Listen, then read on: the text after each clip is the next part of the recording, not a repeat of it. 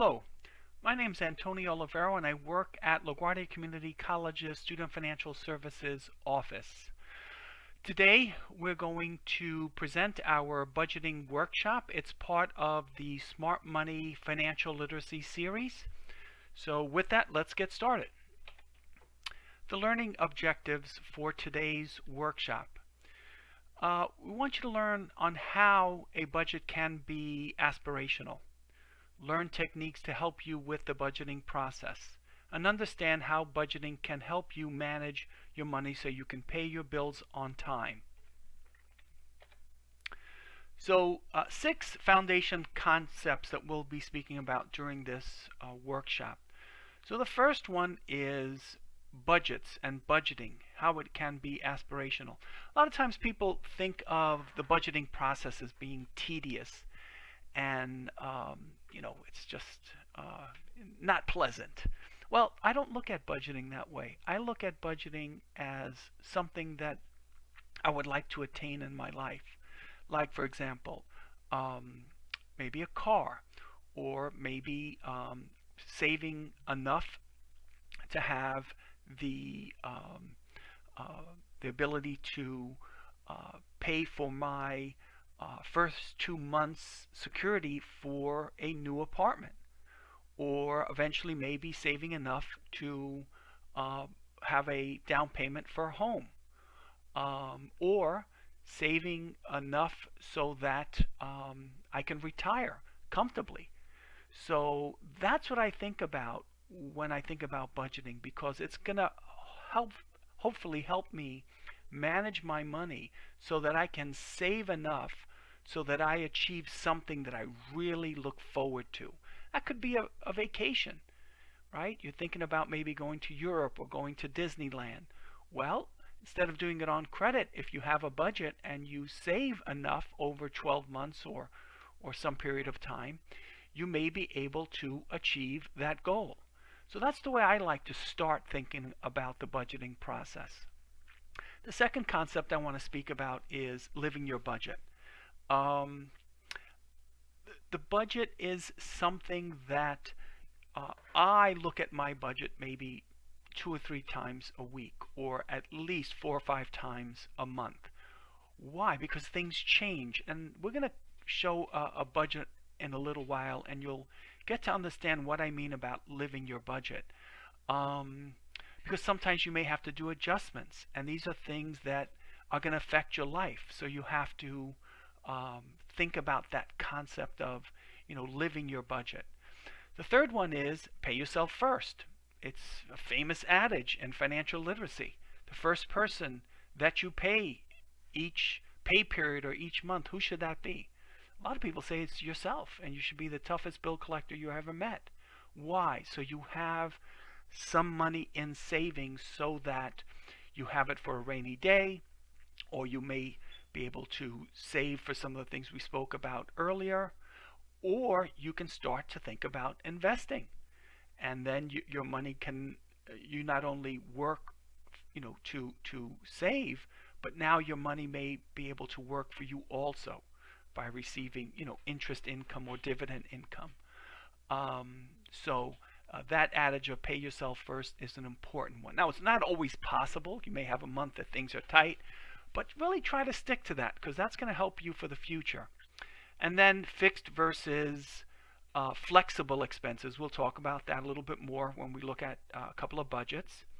And a concept that I like to speak about, and that is what's called a time-based budget. And we'll explain that in a little while also. What does a time-based budget mean?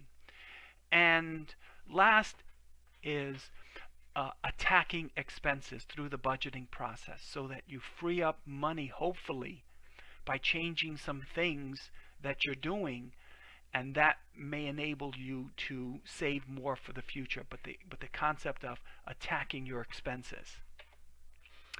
So, before we look at a budget, some budgeting helpful tips, if you want to say. But before we even go into those, this is a great quote from Dave Ramsey. Dave is a nationally famous financial literacy expert, And I love his quote here. It says, "A budget is telling your money where to go instead of wondering where it went." How true that is. So develop a realistic budget. You can do one on a daily basis, weekly basis, monthly basis. Daily is hard. It's not impossible, but if you keep a list of all your expenses on a daily basis, a lot of times people are surprised on what they spend. On a daily basis could be coffee of $4 or $5, or a snack or something else. You can look at a weekly budget, a monthly budget. There's what's called an envelope budget, which is kind of interesting, and that is, at the beginning of the week, put $100 into an envelope, and then every time you take money out of your envelope, you have to write down what you spent it on. And again, this will make you aware of your expenses, and it's important to track them. So you want to track your expenses, but you also want to track your income. Okay, and this is something that I think is important also, and that is, in order to manage something, you must measure. So you must measure your money in order to manage it. But let's say you're running a department. If you're not measuring what's going on, what's the productivity, what is happening within your department or your company, you may be flying blind. You're not going to be aware of everything that's going on. So in order to manage something well, you must measure what is going on. And then identify your financial goals. Differentiate between needs versus wants. I may need a brand new car. I may want a brand new car, but I may just need to repair my current car. Or I would like to have a brand new iPhone, or what I need is maybe just a simple version of my current phone. So differentiate between needs and wants. All right, so what we're going to do now is we're going to look at a budget. And let me bring that up. Now, this is a budget that I created. It looks overwhelming, but we're going to look at it, and you're going to see that it's actually quite friendly. We'll also put this on our website. I've shared this with students in the past. But looking at this budget, basically we have two sides of this budget. On the left-hand side, you have your income, and on the right-hand side, you have your expenses. So I put income kind of in green, and expenses kind of in like a pink color, pink and blue. So on the left-hand side, you'll see that I have a primary job where I make $1,180 every 2 weeks. Okay, and then I have a secondary job where it's on weekends, and I make $200 every 2 weeks. So that's my income on the left-hand side. On the right-hand side, what I did was I list out all my expenses. And you can see that I broke that down into fixed expenses and flexible expenses. So the first thing we want to speak about is fixed versus flexible expenses. Why do you want to do that? Because when you go to attack your budget, it's harder. It's not impossible, but it's harder to change fixed expenses. Flexible expenses are in many cases easier to change. So let's look at a fixed expense. Rent is a fixed expense. That's kind of hard to change. Is it possible? Sure. You can get an additional roommate, or you can move, but generally that's kind of hard to change. Meals out or entertainment. Now those are things that I may be able to attack. So that's one of the concepts we want you to think about. Fixed versus flexible. The second concept I want to speak about here is a time-based budget. What does that mean? So if you look at this budget, on the left-hand side is my income between the 1st and the 14th. On the right-hand side are my expenses between the 1st and the 14th. That's what I call a time-based budget. So let's go down and look at the second half of the month. So here on the left hand side is my income between the 15th and the 30th. And then on the right hand side are my expenses between the 15th and the 30th. That's what I call a time-based budget. So a time-based budget is helping me to understand my income and expenses better so I can attack my budget. But in addition to that, what it's doing is it's helping me pay my bills on time. So I don't have a situation where I forgot about a bill and I don't pay that. So a time-based budget can help you with your credit and your credit score. Why? Because it's helping you pay your bills on time. So next I want to speak about attacking and living your budget. So let's look at this for a minute and see that we have our income, and that totals right here for the first half of the month, $1,380, right? And currently I have an expenses $1,290 right here. So right now my difference is $90. So I could take the $90 and put it right into savings, okay? And then my budget balances, and I was able to save $90 in that month, okay? Now another thing that I do is as I pay my expenses, I have this column here called date paid. So if I paid my rent on the 14th, okay, or let's say I paid my rent on the 1st, I just input that there, and I know I paid that bill on time. I don't have to worry about that anymore. And sometimes I'll put the actual amount, so let's say it's $800. Sometimes I like to list out what's owed, especially when it comes to credit, and you'll see why I do that in a little bit.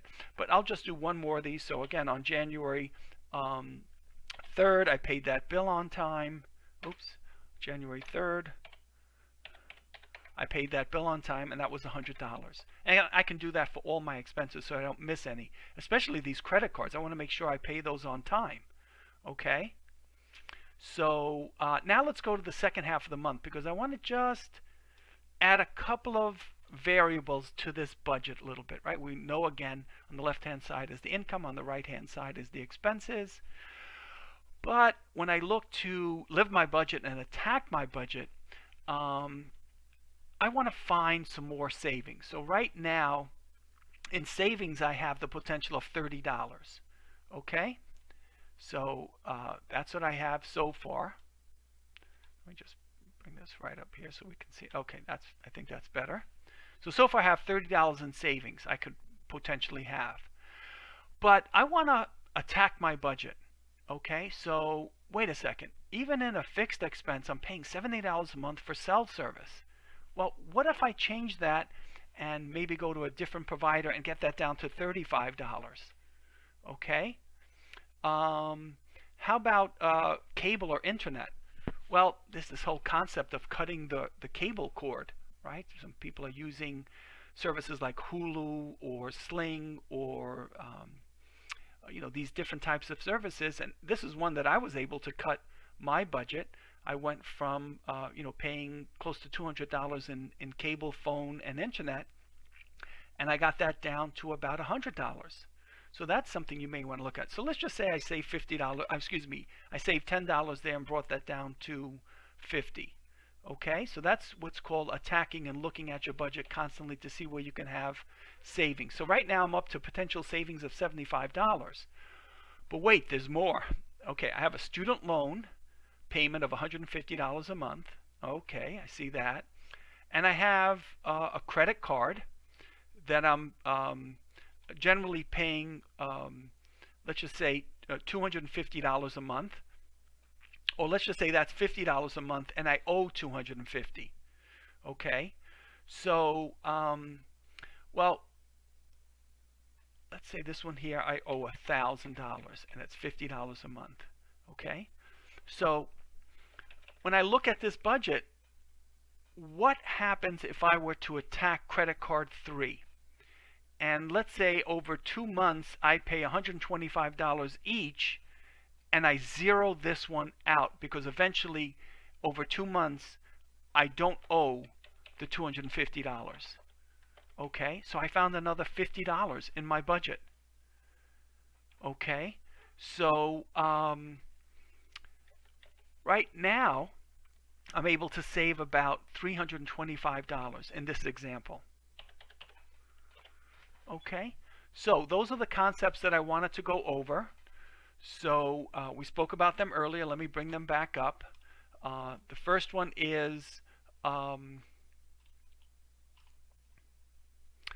making your budget aspirational. Live your budget. Pay yourself first. Breaking down your expenses from between fixed and flexible. A time-based budget, and attacking your expenses.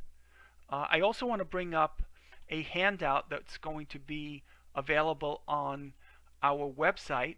It's from the FDIC, and it goes over the budgeting process. So you can take a look at this in more detail. There's a sample budget here, and it's a pretty good document. And then there's also how to create a spending plan, also from the FDIC's Money Matters workshops. So these are different types of budget handouts that you can utilize. So let's go to the next item, which is direct deposit. So the workshop information is complete, but I do want to remind everyone, if you expect to receive a financial aid refund, please consider signing up for direct deposit. CUNY recommends it. Why? Because it's safe, convenient, and fast. So you get your financial aid refunds quicker and safer. And then I also want to briefly speak about LaGuardia Cares. What is LaGuardia Cares? It's a department within Student Financial Services, and it stands for College Access for Retention and Economic Success. LaGuardia Cares connects students from low-income families to life-changing financial resources such as public benefits, tax credits, and other essential services that remain untapped and may appear to be inaccessible. LaGuardia Cares is a great office. They help students apply for public benefits. There's a food pantry. They offer tax preparation and many other services. So please, if you may need that assistance, please look into LaGuardia Cares. So with that, we are done for this presentation. Thank you very much for attending, and have a great day.